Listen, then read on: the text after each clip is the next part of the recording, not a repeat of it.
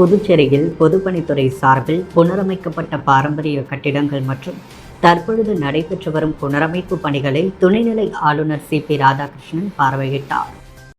இந்த ஆய்வின் பொழுது பொதுப்பணித்துறை அமைச்சர் லட்சுமி நாராயணன், தலைமை செயலர் சரத் சவுகான், வீட்டு வசதி மற்றும் செய்தித்துறை செயலர் கேசவன், மாவட்ட ஆட்சியர் குலோத்துங்கன் மற்றும் அதிகாரிகள் உடனிருந்தனர்.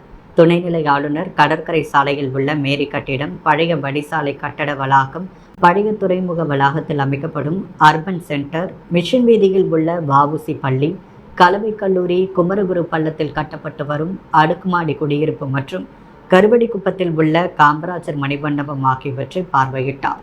மக்களின் பயன்பாட்டிற்கு ஏற்பவும் தரமாகவும் பணிகள் அமைய வேண்டியதை துணைநிலை ஆளுநர் வலியுறுத்தினார்.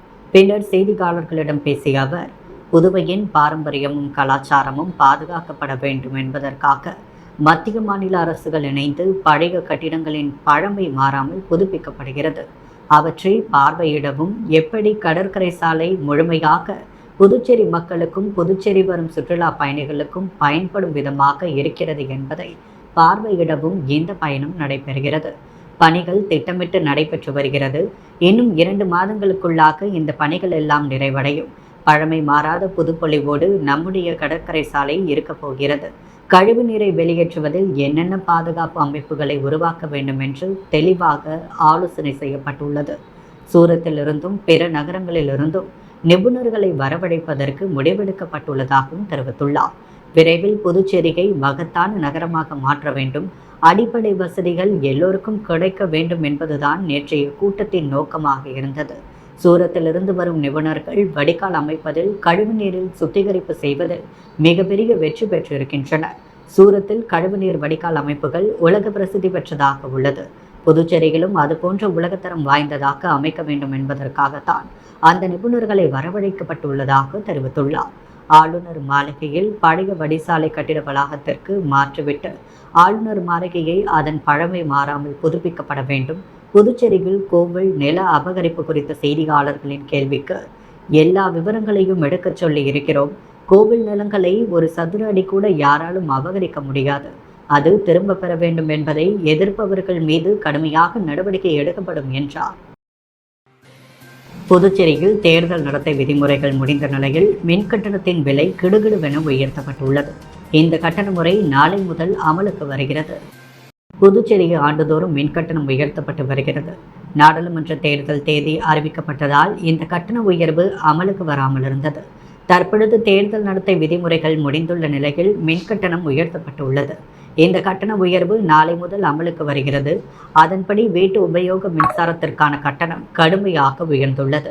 இதுவரை 50 யூனிட் வரை உபயோகப்படுத்துபவர்களுக்கான கட்டணம் யூனிட்டுக்கு ₹1.45 இருந்தது. அது தற்பொழுது ₹1.95 உயர்ந்துள்ளது.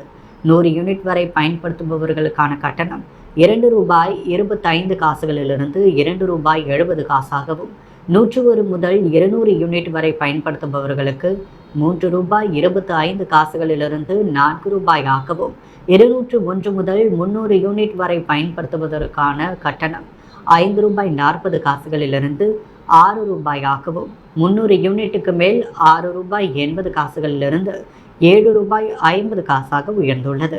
மின் அழுத்த மின்சாரத்தை பயன்படுத்துபவர்களுக்கான கட்டணம் யூனிட்டுக்கு ₹5.60 ₹6 உயர்ந்துள்ளது. அவர்களுக்கான நிலை கட்டணம் ₹420 ₹450 உயர்த்தப்பட்டு இருக்கிறது. சிறு விவசாயிகளுக்கான நிலை கட்டணம் ₹20 ₹25 இதர விவசாயிகளுக்கு ₹75 ₹100 உயர்த்தப்பட்டுள்ளது. புதுச்சேரி ரெட்டியார்பாளையம் புதுநகர் பகுதியில் விஷவாயு கசிவு பிரச்சனையில் தவறிழைத்த அதிகாரிகள் மீது பாரபட்சமின்றி நடவடிக்கை எடுக்கப்படும் என்று துணைநிலை ஆளுநர் உறுதிபட தெரிவித்துள்ளார். புதுச்சேரி உழவர்கரை நகராட்சி பகுதியில் உள்ள ரெட்டியார்பாளையம் புதுநகர் பகுதியில் கடந்த செவ்வாய்க்கிழமை வீட்டு கழிப்பறைகளில் நைட்ரஜன் சல்பேட் விஷவாயு கசிவு ஏற்பட்டு பள்ளி மாணவி உள்ளிட்ட 3 பேர் உயிரிழந்தனர். பலர் மயக்கமடைந்து சிகிச்சை பெற்றனர். புதுநகர் பகுதியில் பாதிக்கப்பட்ட வீடுகளில் புதை சாக்கடை குழாய் இணைப்பு பணிகள் புதிதாக மேற்கொள்ளப்பட்டுள்ளது. புதுநகர் பகுதியை துணைநிலை ஆளுநர் சி.பி. ராதாகிருஷ்ணன் இன்று மாலை பார்வையிட்டார். அவருக்கு அரசு மேற்கொண்டுள்ள நடவடிக்கைகள் குறித்து பொதுப்பணித்துறை அமைச்சர் லட்சுமி நாராயணன், ஆட்சியர் குலோத்துங்கன், தலைமை பொறியாளர் தீனதயாளன் உள்ளிட்டோர் விளக்கினர். உயிரிழந்தோர் வீடுகளுக்கு சென்று ஆறுதல் கூறிய அவர், உயிரிழந்த சிறுமியின் புகைப்படத்தை வாங்கி நீண்ட நேரம் பார்த்தபடி இருந்தார். அருகே இருந்த உயிரிழந்த பெண்களின் வீட்டாருக்கும் சென்று ஆறுதல் கூறினார். பின்னர் செய்தியாளர்களை சந்தித்த கவர்னர், மக்கள் நலனே முக்கியமாகும், ஆகவே புதுநகர் விஷவாயு கசிவு குறித்து அனைத்து தரப்பு அதிகாரிகள் ஆலோசனை கூட்டம் ஆளுநர் மாளிகையில் இரவு நடத்தப்பட்டு விஷவாயு கசிவால் 3 பேர் உயிரிழந்த சம்பவம் போல மறுபடியும் நடைபெறாமல் இருக்க தேவையான நடவடிக்கை எடுக்கப்படும். அதற்கான செயல் திட்டம் முதல்வர், அமைச்சர், சட்டமன்ற உறுப்பினர்களுடன் வழங்கப்படும். நம்மிடம் உள்ள அதிகாரிகள் பெரிய நகரங்களில் பணியாற்றியவர்கள். ஆய்வு கூட்டத்தில் விவாதிக்கும் பொழுது பெரிய நிபுணர்கள் வேண்டும் என்றால் வரவழைக்கப்படுவர். புதுநகர் பகுதியில் தற்பொழுதுள்ள பாதாள சாக்கடைக்கு இணையாக புதிய குழாய் அமைக்கப்படும்.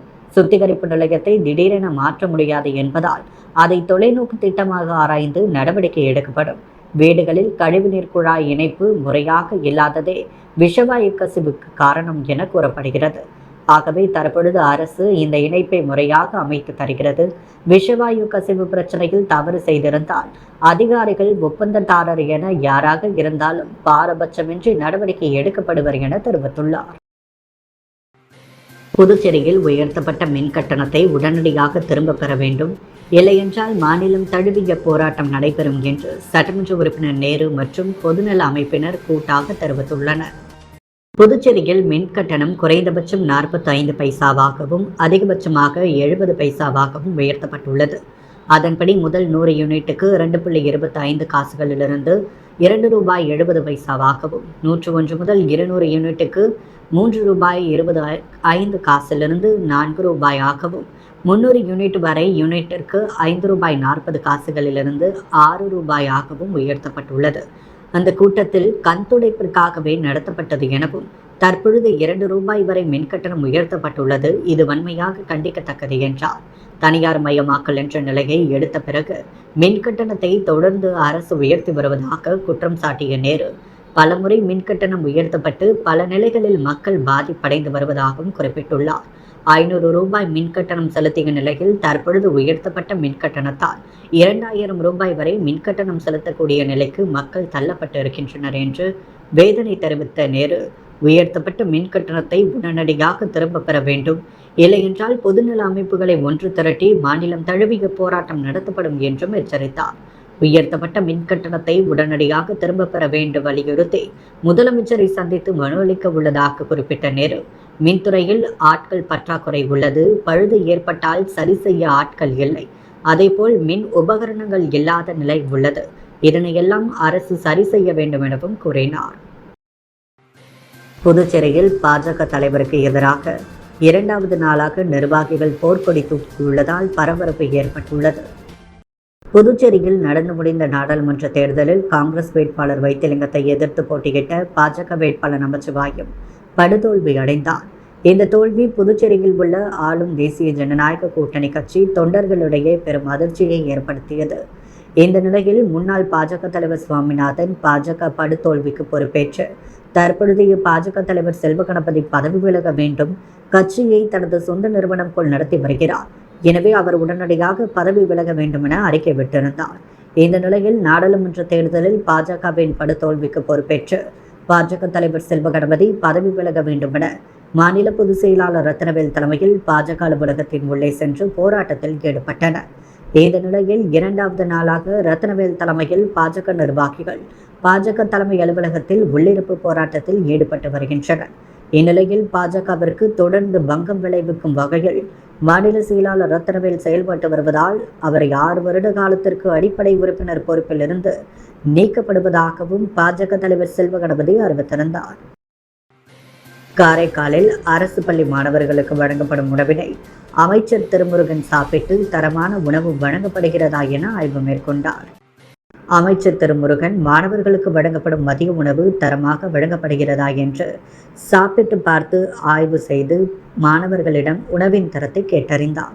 இதையடுத்து பள்ளி மாணவர்களுக்கு தரமான உணவு வழங்க வேண்டும் என்று பள்ளி கல்வித்துறை அதிகாரிகளுக்கு அமைச்சர் உத்தரவிட்டார். மேலும் வருகின்ற காலத்தில் மாணவர்களுக்கு பிடித்த உணவுகளை வழங்க நடவடிக்கை எடுக்கப்படும் என்று உறுதியளித்தார். காரைக்கால் அடுத்த திருநள்ளார் நலந்தீர்த்தன்குப்பம் பகுதியில் யாசகர்களுக்கு வழங்குவதற்காக விற்பனை செய்த கெட்டுப்போன பரிகார உணவுகளை பறிமுதல் செய்த உணவு பாதுகாப்பு அதிகாரிகள் கடும் நடவடிக்கை எடுக்கப்படும் என எச்சரித்தனர். காரைக்கால் அடுத்துள்ள திருநள்ளாற்றில் உள்ள உலக புகழ்பெற்ற ஸ்ரீ சனீஸ்வர பகவான் ஆலயத்திற்கு சுவாமி தரிசனம் செய்ய வருகின்ற பக்தர்கள் நலத்தீர்த்த குளத்தில் குளித்த பின்பு யாசகர்களுக்கு வழங்கப்படும் பரிகார உணவுகள் மறுசுழற்சி முறையில் கெட்டுப்போன பரிகார உணவுகளை விற்பனை செய்வதாக உணவு பாதுகாப்புத்துறை அதிகாரிகளுக்கு புகார் வந்தது. இதையடுத்து இன்று புதுச்சேரி உணவு பாதுகாப்புத்துறை அதிகாரிகள் மற்றும் போலீசார் திருநள்ளாறு நலத்தீர்த்த பகுதிகள் விற்பனை செய்யப்பட்ட உணவுப் பொட்டலங்கள் மற்றும் யாசகர்களிடம் மறுசுழற்சி முறையில் விற்பனை செய்யப்பட்ட கெட்டுப்போன பரிகார உணவுகளை உணவு பாதுகாப்புத்துறையினர் பறிமுதல் செய்து கடும் நடவடிக்கை எடுக்கப்படும் என்று எச்சரிக்கை விடுத்தனர். ஏம்பலம் பகுதியில் உள்ள முதியோர் வன்கொடுமை விழிப்புணர்வு தினம் சபாநாயகர் ஏம்பலம் செல்வம் தலைமையில் கொண்டாடப்பட்டது. உலக முதியோர் வன்கொடுமை விழிப்புணர்வு தினம் ஒவ்வொரு ஆண்டும் ஜூன் 15ஆம் தேதி கொண்டாடப்படுகிறது. இதையொட்டி ஹெல்பேஜ் இந்தியாவும் புதுச்சேரி முதியோர் நல இயக்கமும் இணைந்து ஏம்பலம் கிராமத்தில் உள்ள மறைமலையடிகள் அரசு பள்ளி மைதானத்தில் முதியோர் சுய உதவி குழுக்களின் உறுப்பினர்கள் அனைவரும் சேர்ந்து விழாவை சிறப்பாக கொண்டாடினர். விழாவிற்கு புதுச்சேரி தலைவர் ஏம்பலம் செல்வம், சட்டமன்ற உறுப்பினர் லட்சுமிகாந்தன் ஆகியோர் சிறப்பு விருந்தினராக பங்கேற்று சிறப்புரையாற்றினர். விழாவில் சமூக நல துணை இயக்குனர் ஆறுமுகம், தமிழகம் மற்றும் புதுச்சேரி தலைவர் எட்வின் பாபு ஆகியோர் விழாவில் கலந்து கொண்டு சிறப்பித்தனர். மேலும் முதியோர் குழுக்களில் சார்பாக தனலட்சுமி சிறப்பு விருந்தினர்களுக்கு வரவேற்பு அளித்தார். மேலும் ராமதாஸ் மற்றும் சதாசிவம் ஆகியோர் முதியோர்களின் செயல்பாடுகள் பற்றி இக்கூட்டத்தில் எடுத்துக் கூறினார்.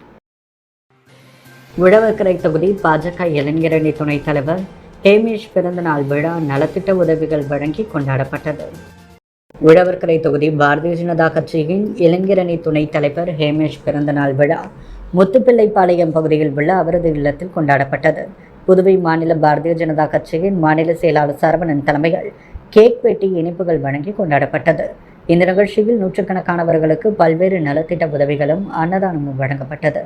இதில் உழவர்கரை தொகுதி பாஜக உள்ளிட்ட கூட்டணி கட்சி நிர்வாகிகள் பலர் இவ்விழாவில் கலந்து கொண்டு மாலை அணிவித்து பொன்னாடை போற்றி தங்களது வாழ்த்துக்களை தெரிவித்தனர். ரெட்டியார்பாளையம் புதுநகர பகுதி வாழ் மக்களுக்கு பாஜக மாநில செயலாளர் சரவணன் தலைமையில் உணவு வழங்கப்பட்டது. புதுச்சேரி ரெட்டியார்பாளையம் புதுநகர பகுதியில் 4 தினங்களுக்கு முன்பு ஏற்பட்ட விஷவாயு பாதிப்பு காரணமாக பாதிக்கப்பட்ட அப்பகுதி மக்களுக்கு தொடர்ந்து 4 நாட்களாக அப்பகுதி மக்களுடன் இணைந்து மருத்துவமனைகளில் பாதிக்கப்பட்டவர்களை சந்தித்தும் அத்தியாவசிய தேவைகளுக்கான பொருட்களை வழங்கியும் அரசு பள்ளியில் தங்க வைக்கப்பட்டுள்ள மக்களுக்கு தேவையான உதவிகளையும் உணவுகளும் பாரதிய ஜனதா கட்சி மாநில செயலாளர் சரவணன் தலைமையில் வழங்கப்பட்டது. இந்த நிகழ்ச்சியின் பொழுது அப்பகுதி இளைஞர்கள் மகேஷ், கனகு, ஜோசப், ரவீந்திரன், விமல், மணி, ஆறுமுகம் உள்ளிட்ட பலர் உடனிருந்தனர். புதுச்சேரி நெல்லித்தோப்பு தொகுதி பாஜக சட்டமன்ற உறுப்பினர் குறித்து போஸ்டர் அடித்து அவதூறு பரப்பியவர்கள் மீது நடவடிக்கை எடுக்க கோரி உருளையன்பேட்டை காவல் நிலையத்தில் பாஜகவினர் புகார் அளித்தனர். புதுச்சேரி பாஜக நெல்லித்தோப்பு தொகுதி தலைவராக இருப்பவர் உமாபதி. இவர் உருளையன்பேட்டை காவல் நிலையத்தில் அளித்துள்ள புகார் முடிவில் நெல்லித்தோப்பு தொகுதி மக்களின் நீண்ட நாள் கோரிக்கையான லெனின் வீதி மறுசீரமைப்பு பணி, இதை செயல்படுத்தும் விதமாக சட்டமன்ற உறுப்பினர் ரிச்சர்ட் ஜான்குமார் அவர்கள் முயற்சியால் பொதுப்பணித்துறை மூலம் வேலைகளை முடக்கிவிட்டு முடியும் தருவாயில் இருக்கின்றது. இந்த நிலையில் மனித உரிமை நுகர்வோர் பாதுகாப்பு இயக்கத்தினர் நடந்து கொண்டிருக்கும் மறுசீரமைப்பு பணியால் சிரமம் ஏற்பட்டிருந்தால் இவர் சட்டமன்ற உறுப்பினரிடம் முறையிட்டிருக்கலாம் அல்லது பொதுப்பணித்துறை அதிகாரிகளை விளக்கம் கேட்டு அணுகியிருக்கலாம். ஆனால் சட்ட விதிகளை பின்பற்றாமல் தன்னிச்சையாக போஸ்டர் அடித்து நெல்லித்தோப்பு தொகுதியில் பல இடங்களில் அவதூறு பரப்பியிருக்கின்றனர்.